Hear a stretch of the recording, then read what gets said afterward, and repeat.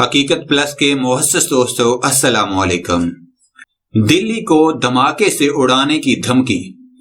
13 مئی کو دلی میں دھماکے کیے جائیں گے اور ایسا نہ ہو سکنے پر 16 مئی کو دلی میں موجود اہم مندروں کو اڑایا جائے گا۔ بھارتی ریلوے انتظامیہ کو دھمکی آمیز خط موصول۔ مزید ڈسکس کرنے سے پہلے آپ سے گزارش ہے چینل کو سبسکرائب کر کے بیل کے نشان کو دبا دیجیے۔ اچھا، انڈیا میں اب دھماکے ہونے والے ہیں 13 مئی کو یا پھر اس کے بعد یا اس سے پہلے۔ اب یہ دھماکے ہونے کے بعد فوراً ذمہ داری پاکستان پہ ڈال دیں گے۔ حالانکہ مودی حکومت اور RSS یہ خود دھماکے کروا رہے ہیں۔ بھارت کے دارالحکومت دلی کے ریلوے اسٹیشن سمیت دیگر ریلوے اسٹیشنوں کو بم سے اڑانے کی دھمکی ملنے کے بعد پولیس کو ہائی الرٹ کر دیا گیا ہے۔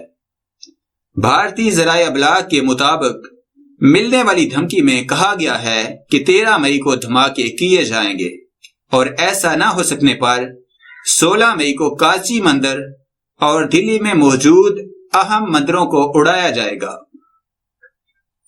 بھارتی میڈیا کے مطابق دھمکی ایک خط کے ذریعے سے دی گئی ہے جو محکمہ ڈاک کے ذریعے سے شاملی ریلوے اسٹیشن ماسٹر کو بھیجا گیا۔